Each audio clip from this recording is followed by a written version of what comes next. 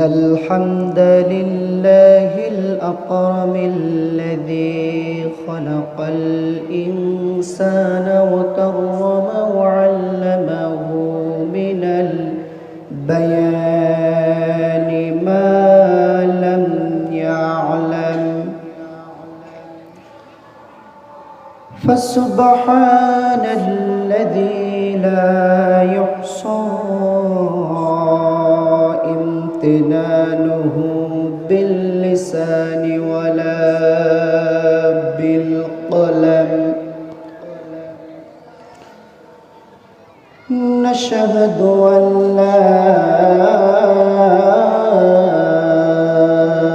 إله إلا الله وحده لا شريك له ونشهد أن سيدنا وسندنا وحبيبنا ومولانا محمدا عبده ورسوله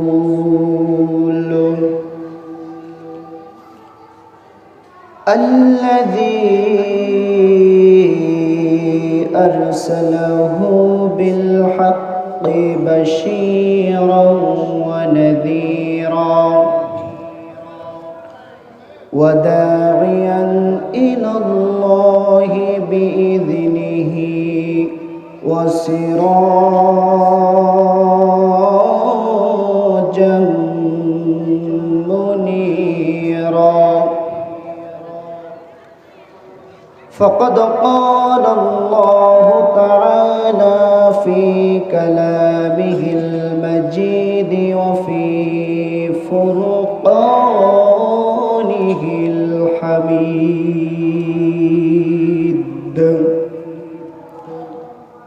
জবান ছেড়ে সবাই মহব্বতে বলুন আউযু বিল্লাহি মিনাশ শাইতানির রাজীম বিসমিল্লাহির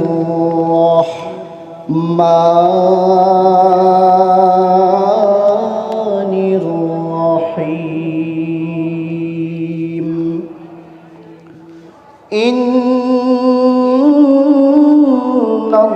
ইন্নাল্লাহা ওয়া মালাইকাতাহু ইউসাল্লুনা আলান নবী ইয়া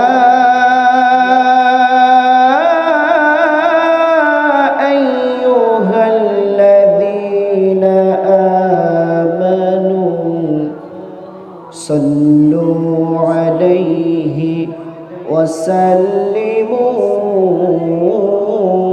تسليما اللهم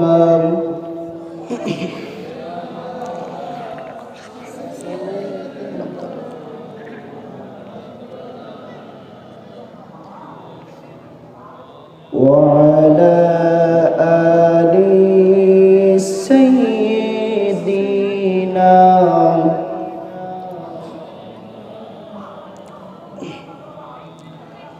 নবীর প্রতি প্রেম ভালোবাসা মহব্বত আমাদের কলিজায় আছে না নাই? যেভাবে বলছেন মনে হচ্ছে নাই। জোরে বলেন আছে না নাই? কম না বেশি? তাহলে মহব্বত নিয়ে নবীর প্রেমে মাতোয়ারা হয়ে দুরূদে ইব্রাহিম পাঠ করুন। আল্লাহুম্মা সাল্লি আলা মুহাম্মাদ ওয়া আলা আলি মুহাম্মাদ কামা সাল্লাইতা আলা ইব্রাহিম ওয়া আলা আলি ইব্রাহিম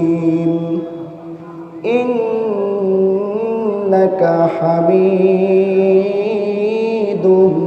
مجيد اللهم بارك على محمد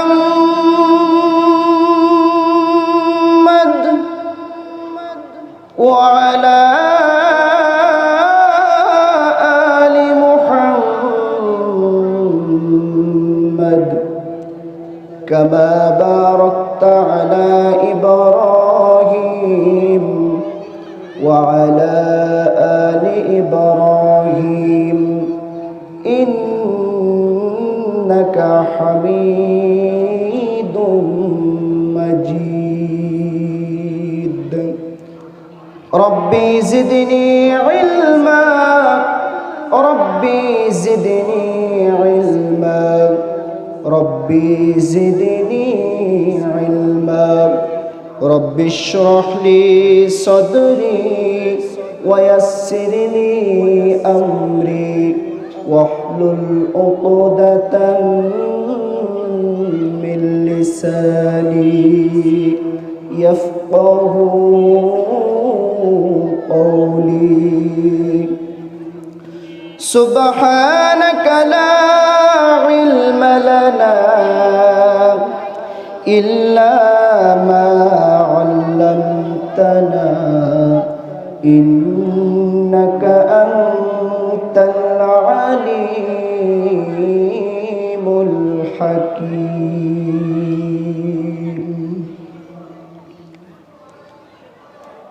রেখো না মনেতে ভয় বান্দা খোদা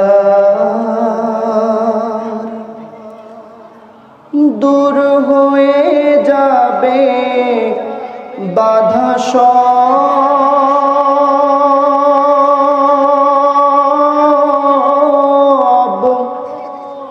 তোমার আমার এক মালিক আছেন আমাদের রব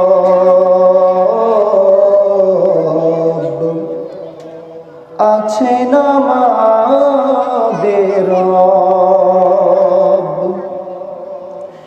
রেখো না মনেতে ভয় বান্দা খোদা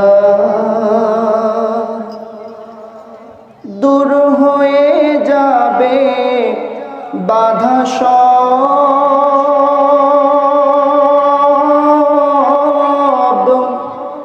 তোমার আমার এক মালিক আছেন আমাদের রব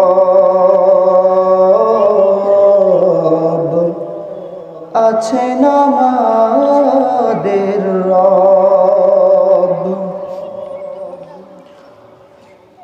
বদরের প্রাণ তোরে ছিলেন যিনি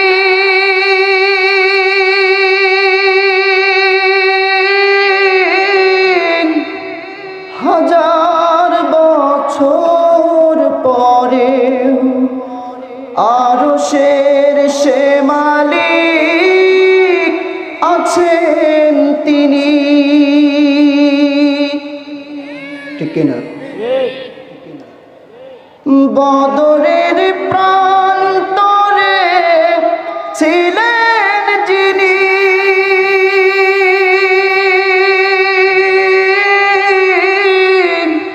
হাজার বছর পরে আরশের সে মালিক আছেন তিনি জাহেলির আধার থাকবে না বেশি দিন থাকবে না তাগুতের এই যে প্রহার রেখো না মনেতে ভয় বান্দা খোদা দূর হয়ে যাবে বাধা সব তোমার আমার এক মালিক আছেন, আছেন আমাদের রব,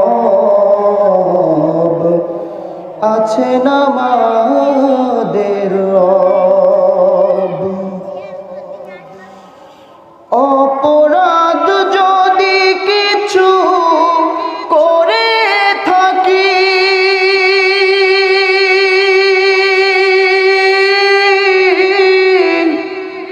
একটাই অপরাধ, আল্লাহ রাসূলের পথে চলি। অপরাধ যদি কিছু করে থাকি,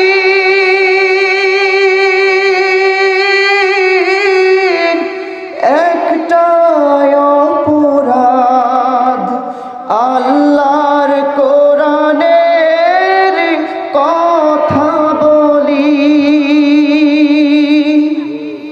এই অপরাধে জীবন দিতে পারি আমাদের যাচ্ছে সব। রেখো না মনেতে ভয় বান্দা খোদা, দূর হয়ে যাবে বাধা সব।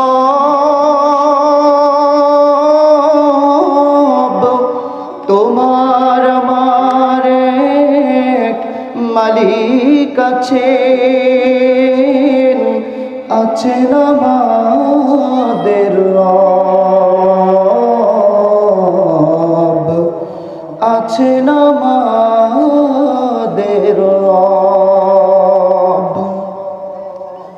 আলহামদুলিল্লাহ।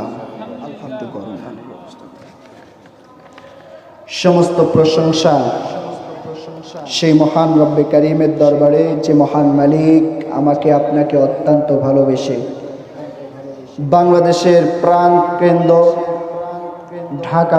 ঢাকা বিভাগের ঐতিহ্যবাহী জেলা গাজীপুর,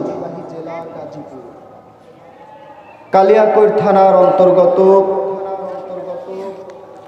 শফিপুর আন্দারমানিক পূর্বপাড়া বাইতুল নূর জামে মসজিদ কর্তৃক আয়োজিত বৈষম্য বিরোধী ছাত্র আন্দোলনে নিহত শহীদদের রুহের মাগফিরাত কামনা করিয়া ওয়াজ ও দোয়ার মাহফিল। আজকের মাহফিলের সম্মানিত স্বনামধন্য সভাপতি এবং আজকের মাহফিলের সম্মানিত অতিথিবৃন্দ, নাম বলতে গেলে অনেক সময় লেগে যাবে, অল্প কিছু সময় কথা বলবো, এজন্য আমি সবার জন্য দোয়া করছি। ওয়ারফা'না লাকা যিকরাক, আল্লাহ তাআলা সকলকে নেক হায়াত দান করুক, বলেন আমিন। সকলকে দ্বীনের জন্য কবুল করুক, বলেন আমিন। উপস্থিত হাদারাত উলামায়ে কেরাম, তুলাফায়ে আযম, তারুণ্যের উচ্ছ্বাস, দিক দিগন্তের দিকপাল, নতুন প্রজন্মের তরুণেরা আমার, এবং পর্দার অন্তরালে শ্রবণরতা মা এবং বোনেরা আমার, সকলকে জানাচ্ছি আলোচনার শুরুতে আনুষ্ঠানিকতার মধ্য দিয়ে উষ্ণ মুবারক উহাইয়িকুম বিতাহিয়াতিল ইসলাম, আসসালামু আলাইকুম ওয়া রাহমাতুল্লাহ। আপনারা কি রাগ করেছেন? কেউ বেজার আছেন? আজকের মাহফিলে খুশি হননি? খুশি হলে খুশির আওয়াজ আস্তে হয় না জোরে হয়?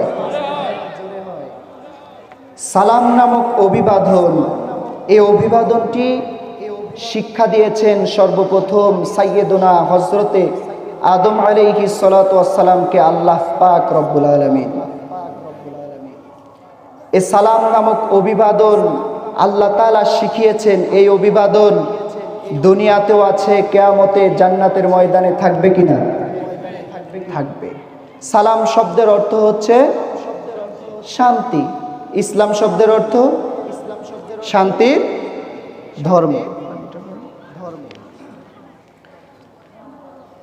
সম্মানিত হাজিরিন, এজন্যই সালাম নামক অভিবাদন এটা আসতে হবে না জোরে হবে? তার কারণ হলো নবী করিম সাল্লাল্লাহু আলাইহি ওয়াসাল্লাম বলেছেন, বুখারী মুসলিম শরীফের মধ্যে হাদিস বর্ণিত হয়েছে। হাদিস বর্ণনাকারী সাহাবী হাদিসুল মুহাদ্দিসিন হযরতে আবু হুরায়রা রাদিয়াল্লাহু তাআলা আনহু হাদিস বর্ণনা করেছেন। وعن أبي هريرة رضي الله تعالى عنه عن النبي صلى الله عليه وسلم قال لما خلق الله آدم عليه السلام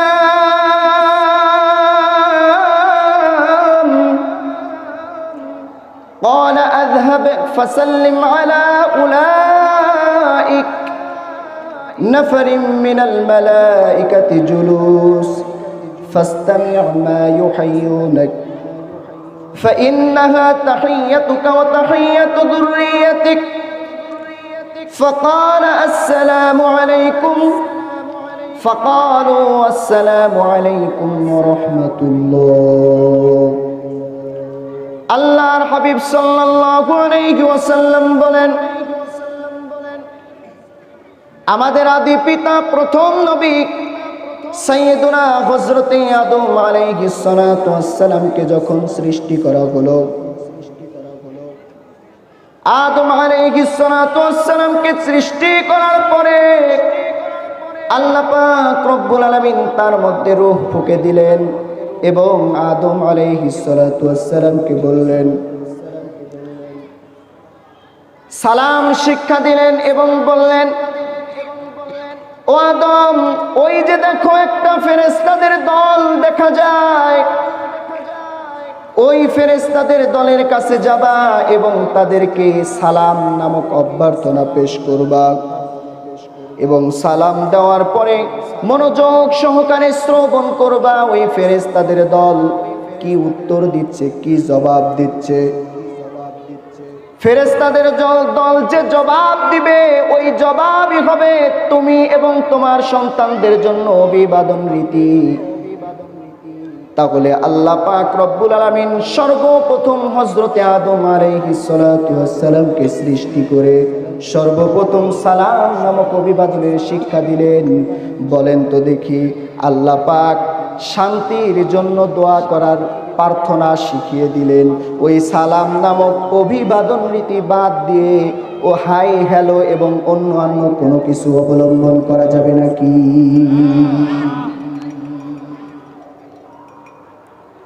কি আধুনিকতা আপনি চাচ্ছেন? কি আধুনিকতা খোঁজেন আপনি? কি আধুনিকতা আপনি খুঁজতেছেন? আল্লাহ পাক রব্বুল আলামিন আপনার জন্য শান্তির বার্তা শিখিয়ে দিলেন আর আপনি জাহান্নামের বার্তা নিজেকে শিখিয়ে নিলেন। ঠিক কিনা? এজন্য যদি নিজেকে দাবি করেন আমি একজন মুমিন, আমি একজন মুসলমান, তাহলে আপনার অভিবাদন রীতি হাই হ্যালো হবে নাকি সালাম নামক অভ্যর্থনা হবে? জোরে বলেন। তাহলে বোঝা গেল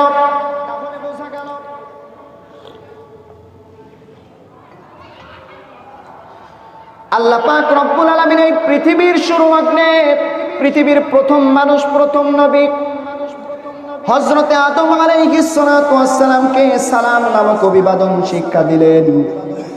এই সালাম নামক অভিবাদন রীতি শুধু তাকেই শিক্ষা দেন নাই, কিয়ামত পর্যন্ত সাইয়্যিদুনা হযরতে আদম আলাইহিস সালাতু ওয়াস সালামের যত সন্তান আসবে প্রত্যেকটা সন্তানের জন্য সালাম নামক অভিবাদন হচ্ছে রীতি। তাহলে বুঝলাম সালাম নামক অভিবাদনটি দুনিয়ার মধ্যে আছে। এখন আসুন কিয়ামতের ময়দানে জান্নাতের মধ্যে এই সালাম নামক অভিবাদন থাকবে কি থাকবে না? চিল্লায় বলতে হবে, থাকবে কি থাকবে না? আল্লাহ পাক রব্বুল আলামিন কুরআনুল কারীমের 39 নম্বর সূরা সূরাত আয-জুমারের 73 নম্বর আয়াতে কারিমার মধ্যে আল্লাহ পাক রব্বুল আলামিন সুন্দর করে মানব জাতিকে জানিয়ে দিলেন ওয়াসিকাল্লাযীনা ইত্তাকাউ রাব্বাহুম ইলাল জান্নাতি যুমারা হাত্তা ইযা জাউহা ওয়া ফুতিহাত আবওয়াবুহা ওয়া ক্বালা লাহুম খাযানাতুহা সালাম সালামুন আলাইকুম তিবতুম ফাদখুলুহা খালিদিন।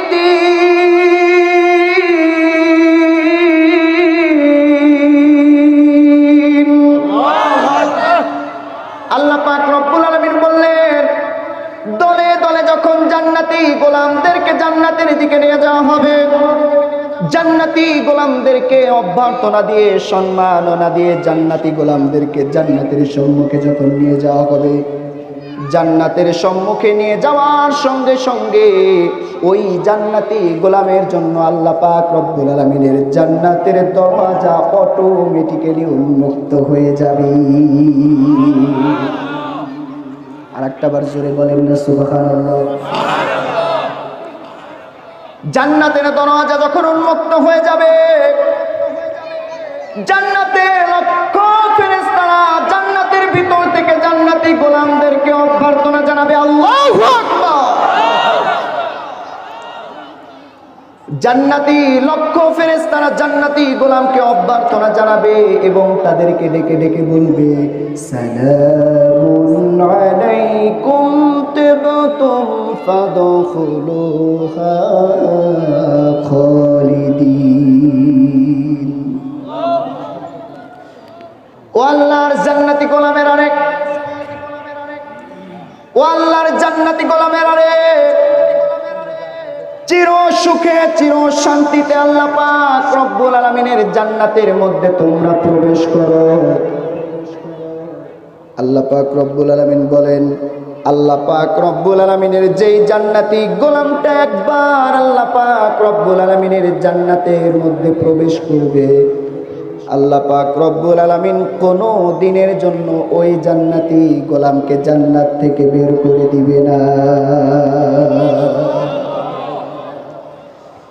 তাহলে আমরা বুঝে নিলাম, জীবনের শুরু লগ্নে সালাম নামক অভিবাদন দিয়ে শুরু হয়েছে। পৃথিবীর মধ্যেও সালাম নামক অভিবাদন আছে না নাই?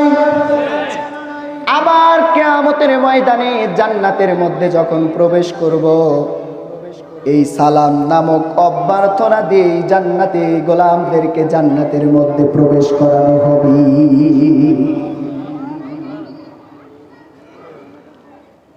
তাহলে সালাম নামক অভ্যর্থনা দিয়ে যদি জান্নাতের মধ্যে প্রবেশ করানো হয়, মুসলমানদের ইমানদারদের যদি অভ্যর্থনা রীতি যদি সালাম নামক অভিবাদন হয়, তাহলে গলার আওয়াজ উঁচু করে দিয়ে পুরো সুচিত কণ্ঠে সবাই বলুন তো দেখি, সালাম নামক অভ্যর্থনা বাদ দিয়ে হাই হ্যালো এগুলা করা যাবে নাকি? জোরে বলেন, করা যাবে নাকি? এজন্য আমি আপনাদেরকে শুরুতে সালাম দিয়েছিলাম, স্বতঃস্ফূর্ত আওয়াজ জবাব আমি পাই নাই। আমি আবারও সালাম দিচ্ছি। যদি নিজেকে ইমানদার দাবি করেন, এতগুলো কথা যদি বুঝে থাকেন, তাহলে সালামের জবাব উচ্চ আওয়াজে দিবেন, আস্তে না উচ্চ? জোরে বলেন, আসসালামু আলাইকুম ওয়া রাহমাতুল্লাহ। আলহামদুলিল্লাহ, আজকের এই মুতাবাররাক তাফসীরুল কোরআন মাহফিলে আমরা বসতে পেরে খুশি না বেজার? জোরে বলেন, খুশি না বেজার? যদি খুশি হয়ে থাকেন, প্রশংসা আদায় হবে কার? জোরে বলেন। খুশি হয়ে বলছি আলহামদুলিল্লাহ। আমরা প্রশংসা আদায় করলাম কার? প্রশংসা আদায় করলে লস আছে? লস আছে? আপনাদের আওয়াজে মনে হচ্ছে লস আছে, লস আছে না? 100% লস আছে। আপনি প্রশংসা আদায় করলেন, কি পেয়েছেন আমাকে বলেন? কি পেয়েছেন? কিছু পেয়েছেন? দেখা যায় সেটা? দেখেছেন আপনারা? অনুভব করেছেন? কি পেয়েছেন তাহলে? তাহলে লস না? লাভ। কেন লাভ? সে কথা আল্লাহ পাক রব্বুল আলামিন পবিত্র কোরআনুল কারীমের মধ্যে জানিয়ে দিয়েছেন। কোরআনুল কারীমের 14 নম্বর সূরা সূরাত ইব্রাহিমের 7 নম্বর আয়াতে কারিমার মধ্যে আল্লাহ পাক রব্বুল আলামিন বলেন, وَإِذْ تَأَذَّنَ رَبُّكُمْ لَئِن شَكَرْتُمْ لَأَزِيدَنَّكُمْ وَلَئِن كَفَرْتُمْ إِنَّ عَذَابِي لَشَدِيدٌ। আল্লাহ পাক রব্বুল আলামিন বলেন, আমার গোলামেরা কান খাড়া করে শুনে রাখো, তোমাদেরকে আমি পৃথিবীর মধ্যে পাঠিয়েছি একমাত্র কার ইবাদত করার জন্য।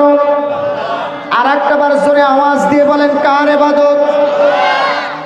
আল্লাহ পাক রব্বুল আলামিন বলেন, ওয়ামা খালাকাতুল জিন্না ওয়াল ইনসা ইল্লা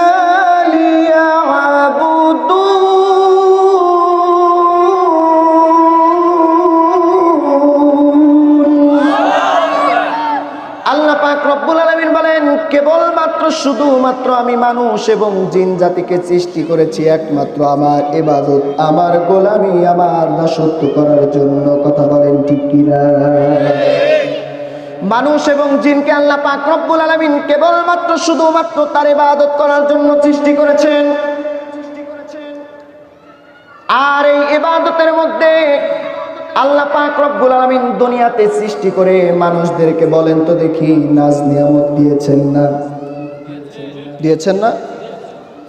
আপনাকে যে সুন্দর সুন্দর দুইটা চক্ষু দিলেন, এই চক্ষু দিয়ে আপনি মাইলের পর মাইল যত দূরে চোখ যায় তত দূরে দেখতে পারেন। এটা কার নিয়ামত? জোরে বলেন, কার নিয়ামত? দুইটা হাত, সুন্দর দুইটা হাত দিয়েছেন, এই দুই হাত দিয়ে আপনি যে কোনো কিছু ধরতে পারেন, বহন করতে পারেন, শক্তি পান। এই হাত নিয়ামত দিয়েছেন কে? দুইটা পা দিয়ে আপনি এ প্রান্ত থেকে ও প্রান্ত ছুটে বেড়ান, এই দুইটা পা নিয়ামত দিয়েছেন কে? দুইটা কান দিয়ে আপনি শ্রবণ করেন, এই শ্রবণ শক্তি যিনি দিয়েছেন তিনি কে?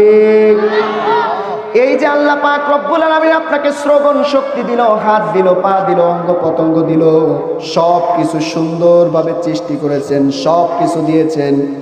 আবার আমাদের মাঝে এমনও ব্যক্তি আছে দুইটা চোখ নাই, এমনও ব্যক্তি আছে একটা কান, দুই কানে শুনতে পারে না, এক চোখ আছে আর এক চোখ নাই, দুইটা হাত নাই, অনেকের আছে দুইটা পা নাই।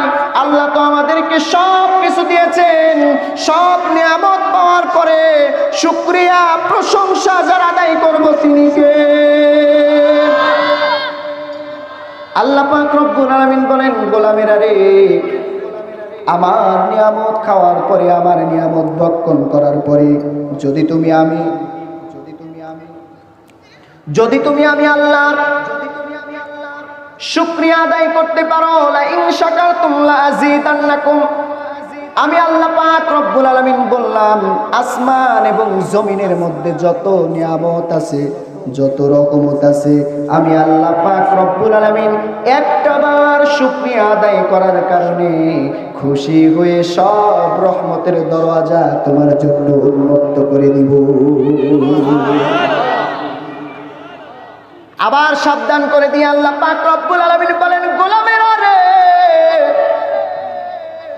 আবার আমার নিয়ামত ভক্ষণ করার পরে যদি তুমি আমার প্রশংসা, আমার শুকরিয়া জ্ঞাপন করতে ব্যর্থ হয়ে যাও, স্পষ্টভাবে সেটাও শুনে রেখে দাও গোলাম, আসমান এবং জমিনের মধ্যে যত বালা আছে, যত মুসিবত আছে, যত গজব আছে, আসমান জমিনের যত বালা যত মুসিবত গজব আছে আমি আল্লাহ তোমার উপরে পতিত করব।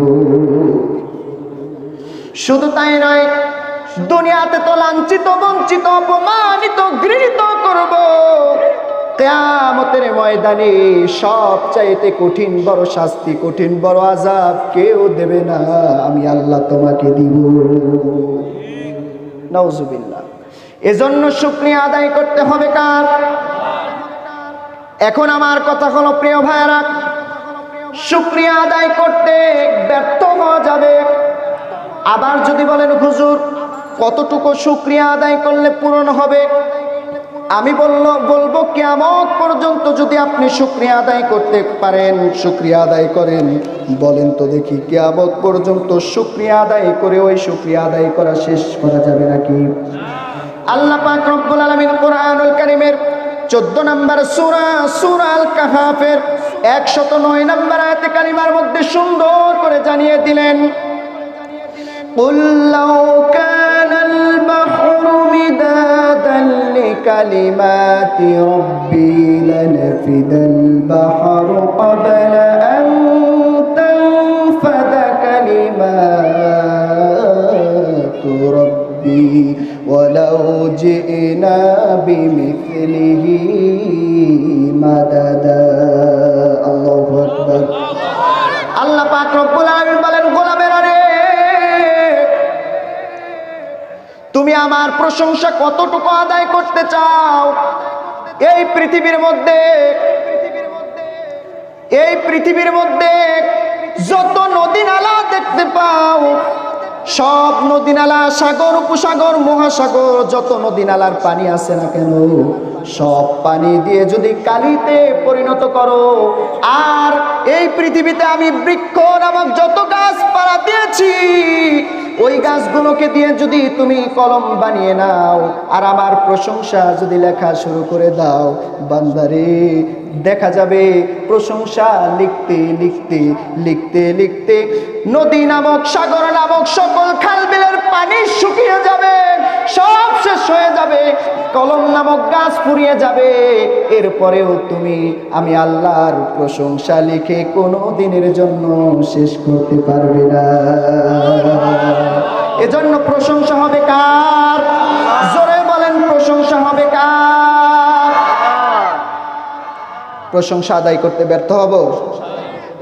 এজন্য খুশি হয়ে বলছি আলহামদুলিল্লাহ। দরুদ আর সালাম পড়ছি বিশ্ব মানবতার মুক্তির দূত, মুক্তির দিশারি, মদিত দলিত শোষিত নিগৃহীত নিষ্পেষিত নির্যাতিত জনপদের কাণ্ডারি সাইয়্যিদুল মুরসালিন খাতামুন নবিয়্যিন উসওয়ায়ে হাসানা জনাবে মুহাম্মদুর রাসূলুল্লাহ সিল্লায়ে বলি সাল্লাল্লাহু আলাইহি ওয়াসাল্লাম। সম্মানিত হাজিরিন, অল্প আলোচনার মধ্যে আমি কয়েকটি শিক্ষা আপনাদেরকে দিয়ে দিয়েছি। সময় শেষ, আলোচনা থাকলেও আর করার সময় নেই, তবে যতটুকু শিক্ষা দিতে পেরেছি এতটুকু শিক্ষা আমাদের গ্রহণ করার প্রয়োজন আছে না নাই? শুধু শুনলাম, ভালো লাগলো, চলে গেলাম, আমল করলাম না, কাজ হবে? এজন্য প্রিয় ভাইরা, যতটুকু শিখেছি ততটুকু আমল করব ইনশাআল্লাহ। তাহলে প্রথম নাম্বার শিক্ষা হচ্ছে, আমরা সালাম নামক অভিবাদন গড়ে তুলবো নাকি নষ্ট করব? ছোট বড় সবাইকে সালাম দিয়ে শিক্ষা, ছোটদেরকে শিক্ষা দেব, বড়দেরকে সালাম দিয়ে সম্মান করব। এবং সালাম, যে ব্যক্তি সালাম দেয় অর্থাৎ আল্লাহর কাছে প্রার্থনা করলো, আয় আল্লাহ তাআলা আমার মুমিন ভাইয়ের উপরে আপনি শান্তি বর্ষিত করুন। আর যে ব্যক্তি উত্তর নেয়, আল্লাহর হাবিব বলেছেন সে যেন একটু বাড়িয়ে উত্তর নেয়। তাহলে সে যদি বলে ওয়ালাইকুমুস সালাম ওয়া রাহমাতুল্লাহি ওয়া বারাকাতুহু, শুধু তার উপরে শান্তি নয়, শান্তি এবং রহমত দুটাই বর্ষণ করুন। এজন্য আল্লাহর কাছে দোয়া করলে সালামের মাধ্যমে আমরা শান্তিতে থাকতে পারবো না অশান্তি? জোরে বলে। আজ সালাম নামক অভিবাদন চলে যাওয়ার কারণে, উঠে যাওয়ার কারণে আমাদের শান্তি আছে নাকি অশান্তি? জোরে বলেন। সালাম নামক অভিবাদন উঠে যাওয়ার কারণে মুসলমানদের মধ্যে মিল মহব্বত নাই, একতাবদ্ধতা নাই।